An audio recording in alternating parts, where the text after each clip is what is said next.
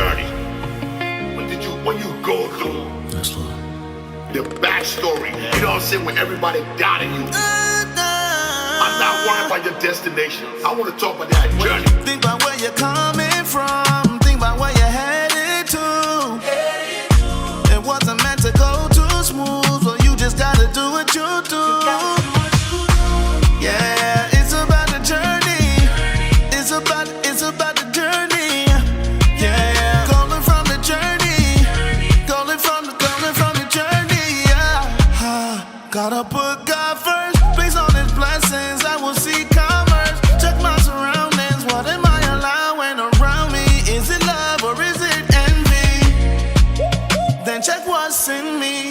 The journey is a process to check me. Fill me, fix me, clean me, heal me so I ain't empty.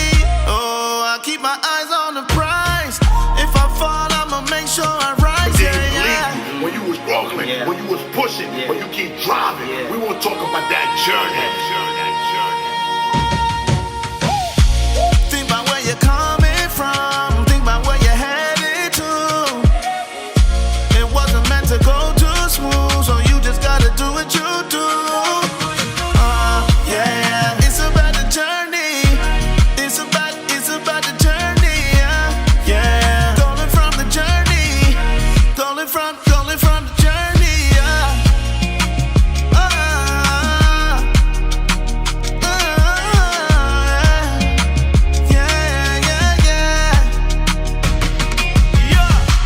What's up, everybody? This is Joe CoStar, and welcome to the God Over Good show. Welcome back, everybody. I'm Joe CoStar. I'm excited to be here because I have a really unique and dope interview with somebody that I knew like way back. And then life transitioned them with the Lord. And I'm excited to kind of like share her story and have some good conversation. Do you go by Bella Veronica? Or do you go by Annabella? Or do you go by Pastor? Or do you go by Prophetess? Oh, no. Oh, that's a lot. That's a lot of stuff. Okay, well, I'll say this. Bella is a mother, wife, prophetic intercessor, prophetic worshiper. They're worshipers, and it's not levels, We're just thankful for everybody's gift, but a prophetic worshiper. Man, her heart is really genuine for the Lord. She's obsessed and sold out for God, sold out for Jesus. So, I definitely like hearts like that. It's easy to have good, healthy conversations with them. And, I just want to welcome her to the show. Bella, welcome. Thank you. That was a good introduction. Thank you for coming. Yes, thank you for having me. Thank you for being willing to come too. Yeah. I always tell when I share on God Over Good, I don't really like hide too much. So, it's a struggle to keep God Over Good going. Yeah. But, I was telling my wife, it's people like you and Zoe that be like, man, Zoe literally say, here I go, remember his stuff again. But Zoe literally say, whatever you want, I'll do it. Come on. God is talking to me like, man, you have favor. People want to work with you. Yes. Get going, bro. Come you know what I'm saying? And you told me one time too, you was like, yeah, I think you're delaying. I think you're delaying. I think you're wasting time. I think you heard him right. Yeah. Do it. Get to it. You know what I'm saying? That's right. Yes. So thank you for that. All right. Of course. I just wanted, for people that don't know you, give your short but rough testimony about how you came to Jesus. Oh. Yeah. Man. Go anywhere. You can skip some if you need to, whatever. It's up to you. Yeah. So, both of my parents are deaf. My mom is from Nicaragua, so they came here undocumented. Wow. Yeah. And so they went to New York. That's where she met my dad. Okay. And so then they were together, but he was very abusive towards my mom. And so we lived very unstable back and forth. So finally she left him and it was still unstable with her. Wow. And I didn't know my dad for a long, long time. And so I grew up, with my mom, but then she would make decisions that didn't make sense. So they left their country to have a better life. Yeah. And so my mom decided to go back with me to visit for a summer, and then decided, no, we're going to actually live here. Oh. And my uncle was like, no, you're not. And so the moment we landed back from Nicaragua, he made my mom write her rights over To him? to my aunt. And so that's what landed me in PA. Oh, got you. So I came to PA when I was like 8 years old. Wow. And so I didn't live with her for like 2 years. So that really had a lot of like rejection and abandonment, anger, all these feelings, but I didn't know at 8 years old. You don't know. Yeah. You're just feeling these things and you're just like, oh, I'm just angry now, you know, all of a sudden. But I lived with my aunt and that was terrible. They were not the best. I mean, they did the best they could, but they had their own stuff going on. I had to deal with that. They had like children? They had kids, yeah. So I had 3 cousins there and that was a mess. Like they were mean and, you know, I had to deal with a lot of stuff. I had to learn a lot of things on my own. How to do my hair. There'd be mornings where I didn't eat breakfast because nobody was there. So it was a lot of like alone. Like I felt rejected, abandoned. Absolutely. And then like, I mean, now being an adult, I'm grateful that they took me in and it could have been worse for me. It could have been, but in that time, it was hard. It was difficult. I didn't have my mom, my dad, and then I'm living with my family, but I felt like a burden. Yeah. So I've always felt like a burden. Felt like a people. burden. Yeah. Yeah. That's good. So I say that to say that all that made me make decisions in my life, you know, to where I had to meet Jesus. Praise God though. Hallelujah. And so, I went through that, but then, I would always tell my grandmother, like, get me out of here. This is crazy. And so my uncle bought my grandmother a house right down the street from my aunt. Okay. But then I went from that situation to living with my mom and my grandmother, and they had a toxic relationship. Oh, wow. So they fought a lot. They were very, you know, my grandmother is Catholic, so it's very religious. Okay. But one thing I will say, they always instilled God. Okay. Maybe not, you know, like how I know him now, obviously through relationship, but they instilled God, but it was just in a religious way. I get you. And so they fought too. Like I remember cops were called on my mom because she put hands on my grandma. And like I lived in unstable, toxic, and I thought that was love. Wow. I thought it was normal. I thought that was like a normal function and way of life. And my mom was very angry towards my grandmother because they had stuff, unresolved stuff. So then I started having anger towards my mom, but it was normal. That's normal. That's how life is. Absolutely. But it is not. It was not normal. Yeah. So all that I met with, Brian when I was 14. Okay. And my husband now, but back then, you know, 14 we met and, obviously I was finding validation in a boy and love in a boy because I couldn't get it from nowhere. That's right.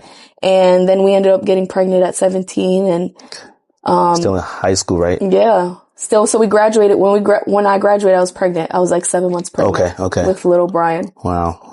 And we moved to Arizona following his family for business and that didn't work out. So again, a little unstable, not knowing what to do, came back to PA, went back to Arizona, came back. Yeah, y'all did go to Arizona. Yeah, we went back and forth. But then by the age of like 23, we had our 3 boys. Okay. And so, you know, I just felt like I was only good enough to have kids. I always desired marriage. He didn't. He was like, no, I'm not getting married. I'm not interested. And he would communicate that. Yes. Oh my gosh. He was very vocal. One thing about him, he's very raw. Yeah. Very like straightforward. That's a fact. That could be great, but also be a hot mess. You're hurting my feelings. It's like, no, but you want me to hide? Right.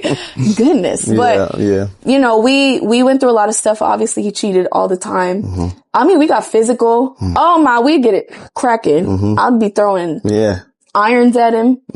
I'd call the cops on him. That's how bad it got. I would call the cops on him. Bad, just terrible. And my 1-year-old would see this. And then, so we went through all that, but like I said, we had 3 kids by the age of like 23, 24, but I was very lost and broken in that I'm just the mom. I'm just, you know, I'm seeing my friends like flourish and in college and getting into their businesses, their careers, and I'm just popping out kids and just like, I don't know who I am. And I knew God, but I didn't have a relationship with God. And I always had a heart for God, always, but I just didn't know how to have a relationship with him. So finally, I was getting tired of living a certain way. And so I told Brian, I said, look, I can't do this, anymore. I can't just be having your kids and we live like this, because the more and more I was like getting to know God and getting around people who really loved God, I was starting to get convicted. Yeah. And so I would be like, man, I don't really want to live like this anymore. You know, I'm starting to fall in love with God.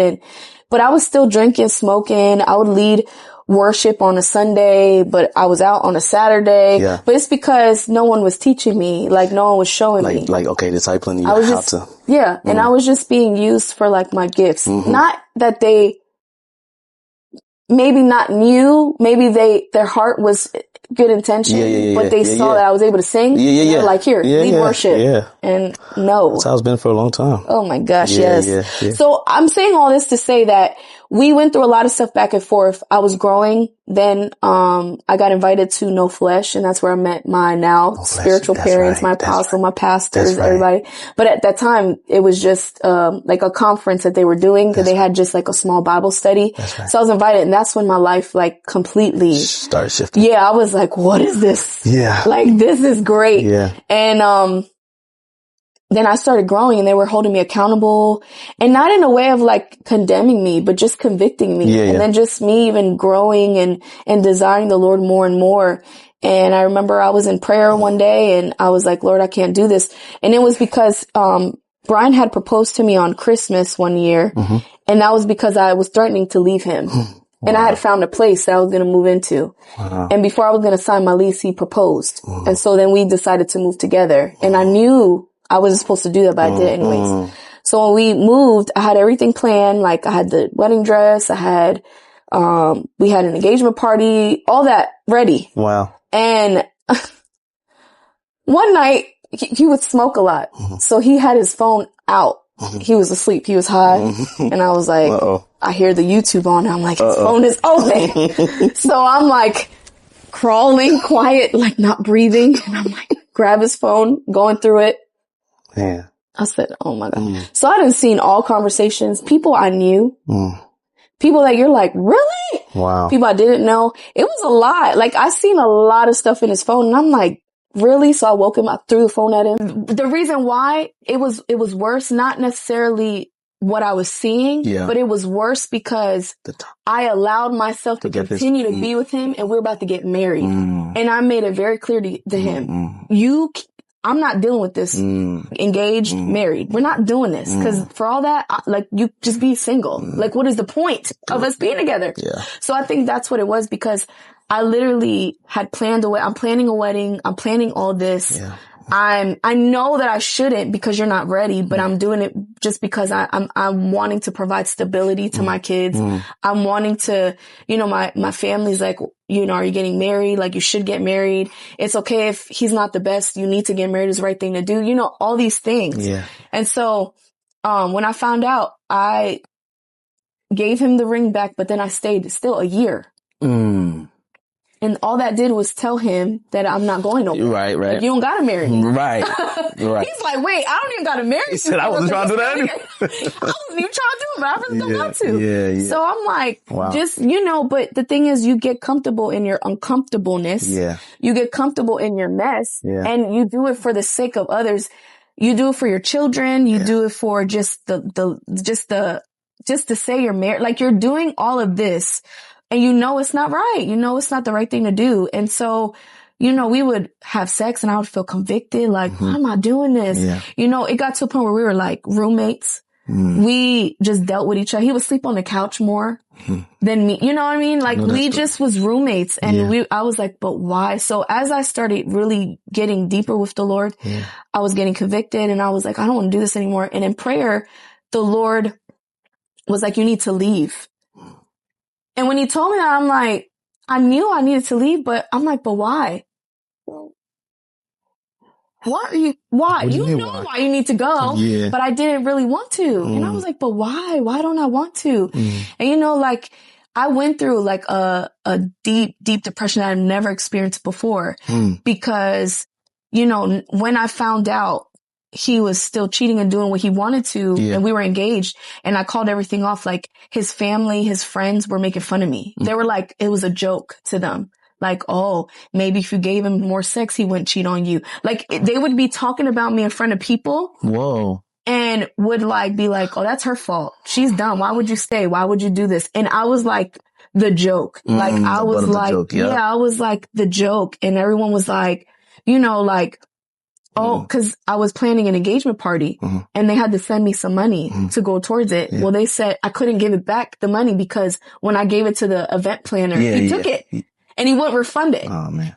So I had to tell people, I'm sorry, but it's canceled, but I can't give you the money back. It was like $20, but still, right? Yeah. Oh, it was a joke. Oh, she probably took that money to pay her rent. Oh, wow. I'm over here fighting for my life.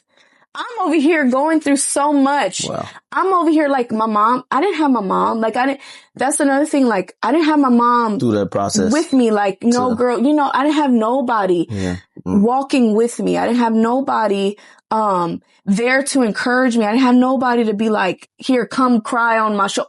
So I had to take everything by myself. And so when I'm going through this, I'm trying to take everything by myself and everyone's making fun of me and I'm the joke and I'm this and I'm hearing stuff and people are calling me like, oh, so-so was told, oh, is this? And I'm like, dang, like, God, why am I going through this? And I'm not the one that's doing it. Come on. Like, why? Why do I have to heal something that I didn't break? I didn't break this heart. Why do I have to fix it? And so I went through a lot. And so he told me, like, you gotta leave him. And I said, all right. It was so bad. I called off the wedding and this was around COVID time. So everybody kind of assumed it was COVID that stopped the wedding. Okay. And I was like, if you want to believe that, you can. That's going, I'm not going to explain, but it's not happening.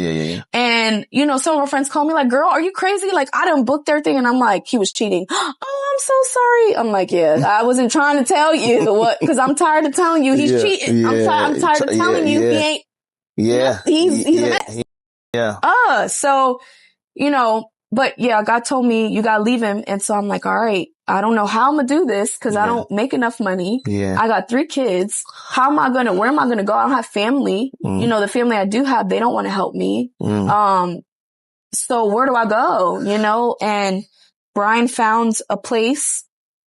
At that time he was trucking, so he was making some good money and he moved into his place and he would be like, you could just live in the basement because there's space and you don't got to be together.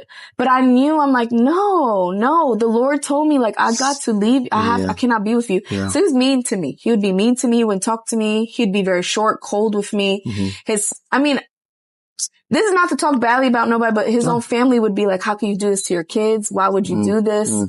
And so I'm like, oh my gosh, what am I doing? And so I'm getting it from but I knew that God was telling me to do it and I had to do it. And I was so tired. I remember one night I screamed in my pillow and I said, I'm tired of doing my way. I'm going to die and do it your way. So if you have to tell me, look, open my eyes, close it, eat, you got to tell me everything because I'm not making decisions because clearly I can't make decisions. Oh, that's good. I said that before too. That's good. I know. That's good. I cannot. So I told him, I said, you have to make decisions. So if you're telling me I got to go, I just got to trust that you going to make way. So he moved into his place. The kids are happy. They got their own rooms. There's a townhouse. It's nice. It's like all lit. And I stayed in the apartment and I'm like calling the people at the apartment, like, can I downgrade or, what can we do? I'm like crying and like we separated and I don't know what to do. And the property people took me to court, ended up taking me to court. Yes. And I was like, why am I getting taken to court? And basically what they were trying to say was we didn't finish our lease out. We left, but none of it was basically what I'm going to tell you. None of what they were saying was true. Okay. And I knew it was the enemy because I'm like, what? Why is this? We didn't do nothing wrong. Like we're literally, like we did everything right. And I'm just saying now that the lease is up, like I need to go something cheaper or I don't know what we could do. So I go to court. I said, God, I trusted you. Like, why am I being the one persecuted? Why am I? And so the judge looks at the case and he's like, yeah, I'm throwing this out. I'm dismissing it because you only have her on the lease. And it was Brian also. Like, where's he at? You're only taking her to court. Why aren't you taking both of them to court? He said, so this is dismissed. Oh, fire. That's God. That's the Lord. Wow. And in that moment, I heard God say, I'm your defender. Come on. I am your lawyer. Come on. I am the judge. I am the final say. Come on. And in that moment, when I say that, I said, oh, if you want my pinky, here. Because whatever you want from me, Lord, I know you're going to take care of it. Yeah, because you're showing yourself. Because when I tell you I even recorded myself going through the process, crying, breaking down. I'm in the house by myself, no internet, no nothing, just sitting with my thoughts and like, did I make the right decision to leave Brian? Did I make the right decision? Because I don't know, because everything is going against me. Yeah. And I'm looking at Brian and he's getting a place. The kids want to be with him. He ain't going to court. And I'm like, and I'm the one trying to be obedient and I'm going to court and the kids don't want to be with me. I ain't got no Wi-Fi. I got to sit here, no furniture. And so that's when I knew God was like, no, I got you. You just got to trust me. And so I'm like, well, where am I going to go? And I had a friend at the time that was like, just come live with me. So it was a sacrifice. You know, she had a 3-bedroom apartment. She had 2 kids already. So I was sleeping on her daughter's twin bed. Wow. The kids didn't really want to come over, but when they would sleep on a blow-up mattress. And I'm looking like, wow, okay, God, I'm trusting you, but I'm about to be 30, sleeping on somebody's twin bed, and I got my kids sleeping on an air mattress. Like that's a unique story because usually the children go with the mom. Usually, yeah. That's crazy. Usually. That's yes, crazy. And so, you know, God really. It was exposing a lot. See, when I separated from Brian, I'm like, well, you can deal with him. Not realizing. Yeah. Come on, this one. Not realizing that God was like, but I'm gonna deal with you. I want to deal with you. Yeah. And so, not that he don't want to deal with him. Right. But he said, I'm dealing with you. Right. Me and you is about you. Yes. That's good. Yes. And you know, with Brian, it was like, it wasn't, when I left Brian, I left him. Yeah. It was no reconciliation. Right. It was no like, we gonna make this work. Yeah. It was, I'm done. I'm over you. We've been together since 14. Wow. We're about to be 30. Wow. I'm over you. Wow. You ain't gonna change. Wow. I have 3 of your kids. We've been through life. You ain't, and I'm over you. So I was like, where my husband at? Why? Because it ain't him. I'm like, right? Look, Zoe can attest because I was like, that might be, he might, I don't know. I was ready to move on because I was over him. Okay. And, but God was dealing with me. And so I'm like, Lord, am I a bad mom? He was exposing my mom wounds. You know, when my mom left me. Come on now. And signed her rights over. Come on. And she was, because a part of it was she was forced, but a part of it was her decision. Yeah. She wanted to live a certain life. Yeah. And she was going to do it if that meant not with me. Yeah. And so I'm like, am I leaving my kids like my mom? And so it was like wounds that were coming out, that's making me feel like I wasn't a good mom, making me feel like I wasn't, like I didn't make the right decision. Like, are my kids going to not like me? Are my kids going to look at me? Because my kids will always be like, why aren't you with my dad? Yeah. And I was honest. I said, me and your dad aren't living right. We're not living right. We have to do things right. You would communicate that. Yeah, I would communicate because I'm like, why? God is going to get the glory out of this. For sure. So I would tell them, because I want them to grow up to know what it looks like to trust God. That's right. What it looks like, what God can do. Right. So I'm like, we're not together because we're not married. We don't live right. And we have to do things in order because God is of order. That's good. And I would constantly tell them and they'd be like, okay. So I'm going through my process. I'm living with, the friend. The kids never wanted to be with me. So it was a lot of alone time, which I wasn't used to because I always had my kids. So I went from having them 24/7 to just seeing them here and there. And it wasn't because I didn't want to see them, but it was because they were like content being over there, and they're like, we got our own space, everything. So I see God in that because he was allowing you time to deal with you. Exactly. And that's really unique because that's hard. That's hard. I would be like, that's the way you want to give me time away from kids that are growing that I need to spend time with. Whoa. And I would call Zoe, Jade, like, I'm a bad mom. I don't want my kids. Oh no. Every day crying. Wow. Right. So, going through that, but I was like, no, Lord, like I need my own space. So, I would look at places. I had looked at a place. It was a 3-bedroom apartment. It was like $1,700. I was like, I can't do that. Wow. So then I went and looked at a place and they were like, oh, you're approved for this place. But then I felt the Lord saying, no, go back to the place that you went to and just go back. So I'm like, okay. So I went back and I called and I was like, I looked at a place, but I just want to see like we have availability. And she's like, that place you looked at for $1,800. Now all of a sudden it's $1,100. I said, sign me up. That's my place. That's the Lord. She's like, I've never seen it go this low. Wow. I've never seen it go from 18 to 1100. Never. She said, I've never. She was shocked. She was like, I've never. Wow. That was God. That was God again. So I applied. I got it. I moved in. And I remember my friend at the time had a praying closet. Mm-hmm. And I was like, man, God, I would love to have a place where I could pray. And, I would always like look at people and be like, man, I really like this. This is nice. Like, I would really like that. Tell me why I move into this place and he gives me a whole room where it's my prayer room. Wow. It's everything that I could wanted and more. Right. And I can afford it by myself. That's amazing. And so I moved in and that was 3 months of just believing and waiting and living with someone. Yeah. And so I got my open. I'm like, now I got a pool. Oh, these kids are coming with me. No, they still ain't. The pool ain't win them over. The Cheetos ain't win them over. I said, oh gosh. So it was deeper. Like, why? Because you really established yourself and they still don't want to come. They still were like, no, Mom, we want to be over here. Yeah. But I knew it was God allowing that time. Allowing that time to really allow me to be alone. Because I remember someone prophesied to me like, this time is God just really like putting deep roots in you to know, to be so in him that nothing can take you out of him. And that's so true because I love God with that's my man. And like no one can fulfill me like him. Yeah. And so that I needed to go through that to be so deeply in love with Jesus that like, I'm telling you, my bills were always paid. I never lacked. Wow. I had more than enough. I was traveling more than ever.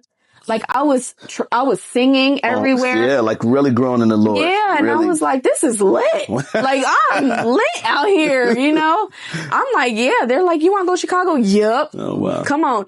And I would go and I enjoyed, but now every night I cried. Of course, yes, I did because I missed my kids and I just felt like, oh my gosh, my kids. But God had to deal with me in a lot of stuff with my mom issues, my daddy issues, all this stuff. Yeah. And it showed me to not idolize my children, idolize to be, because you wanted a husband. Yeah, I did. I wanted a husband. Yeah, not to idolize that. Yeah, not to prioritize God over everything. And he taught Jesus, me. Yes. And he taught me. And the whole time I was not interested in Brian. I was like, I seen God working in Brian, but I was like, oh, praise God, because he's a soul. Yeah. He's still a soul. Yeah. And so when I talk to women, I'm like, if you're not married and you're desiring God and he's not, you gotta go. You compromising, you gotta separate, you gotta go, and you gotta pray for him as a soul, because he's still a soul, but he don't need to be your husband. Now, if God says he is and confirms it, then but don't worry about that. And so I wasn't worried about him. I said, his soul, I see the Lord working with his soul, praise God, but you're not my husband. Yeah. And that's okay. Yeah, you weren't worried about him being your husband. That wasn't a concern of I wasn't concerned about that because God was my husband. Yeah. Jesus was literally loving me as a husband, loving me as my friend, loving me as everything, because all the people that told me to leave him, the moment I left him, where were they? They weren't there. I went through that alone. Now, did I have my church family? Yes. But the friends that were you need to leave him. He ain't nothing, When I did, where were y'all? Y'all didn't come visit me. Y'all didn't come check on me. Come on. Y'all didn't nothing. So that's why I tell people, like, don't leave. You gotta move when God says to move. You gotta do whatever God says to do, because people will leave you. People will leave you. You'll be alone. And so, but I was okay with that because I knew God asked that of me. I like everything you're sharing, especially the recent thing, because I really was going to tell you to speak to people, like women that are in that situation. But you just did it. It's amazing because healing is very important. Deliverance is very important. That's one last thing. We don't got that much time. Unfortunately, I'm going to have to you back because I have so many things I want to ask and I want you to elaborate on. I think just your testimony speaks to the whole thing. Yeah. But, I'm going through things in my life and stuff like that. And I wonder, man, why is that going on? But I realized a lot of people don't recognize deliverance and healing is needed. In your season, God was delivering you and healing you and doing a lot of stuff. What are one or two key healing deliverances that you got that you believe that people may not recognize that they may need, that's kind of stopping their commitment to God? Yeah, I was so stuck on what I felt like it should look like, Ooh. or what I felt like my life should be, or what I felt like I just was so stuck on like a specific way. Your way of seeing like, that's good. Yeah, that's good. I can relate to that. That's good. It's like just being stuck on that. Like, so how did he deliver you from that, or heal you from that? By taking everything? I'm taking everything. Okay, I can relate to that too. Being like, I can relate to you. Yeah. Being alone and just like, just going through it. And I think a lot of people are ashamed of going through deliverance, are ashamed of going through the healing process. Yes. You can't be ashamed of that. Yes, it's painful though. It's painful. But you gotta go through it. But he turns the pain into purpose. Come on, that's good. He has to. And the thing is, like, I always say this, people want to share in the glory of God, but the word of God says, but we have to also share in his suffering. Mm-hmm. And that's a suffering that I had to go through. Mm-hmm. But look at what it produced. It restored my family. Come on. And I have a man of God who's my husband. Come on. And my kids got to witness that and see that. To the point where they don't even remember. They remember we weren't together, but they don't remember the details. They don't remember the feeling. They don't remember. That's good. Thank God. They didn't. And one thing I really want to say is like, as a, like for me, my goal, because my mom taught me how to hate. She was the first person to teach me how to hate because I hated my dad. Wow. And so I told myself, I'm not going to tell my kids that their dad is janky, cheating. That's good. He's the reason why. No, I didn't. I never, even when I was in the world. Yeah. No, it was just, your dad is a good father, because he was. He wasn't a good man to me, but I'll always speak highly of him to my kids. Yeah. Because that makes a big difference. Wow. And so when we were going through a separation, I spoke highly. I was, I told him, and I always brought it back to God, and I always brought it back to his word. I always brought it back to truth. I always brought it back to the biblical, because you can't mess that up. Yeah. This is biblical. So I taught them how to trust in God to the point where I'd be like, no, we won't be together until we get married. And Orion would be like, how many days till you married? How many days till you married? Cause my kid, but they heard, they listened. They're like, okay, now my parents are going to get married. That was a whole process in itself too. But yeah, that's good. That's good. Don't be afraid of, getting healed and getting deliverance. Yeah. Something's wrong with all of us. We didn't ask to go through the wrong. Right. So find your way out of there by the Lord. Exactly. And Bella, thank you so much. We got so much more to talk. I mean, so much. I think I want to bring you on for more just to talk. Yeah. Because, I was talking to somebody before. I think there's a grace in, just conversation. Yes. Sometimes, when you have to prepare a sermon. Yeah. And I like conversation. I learned so much just from somebody's heart, from them being honest and being open, and those type of people I bring onto the show, and you're open, so I appreciate you. Okay. Amen. Don't be afraid of I was going through deliverance. Even though I was the one who was getting hurt, there was things that I was doing out of my childhood trauma. That's so good. There's soul wounds you got to deal with. I'm like, I've been walking with the Lord for a little bit now, and I still got wounds that I had to heal from. But why are you being ashamed of your freedom? Yes. It's bringing you freedom. Yes. Then check what's in me. The journey is a process to check me.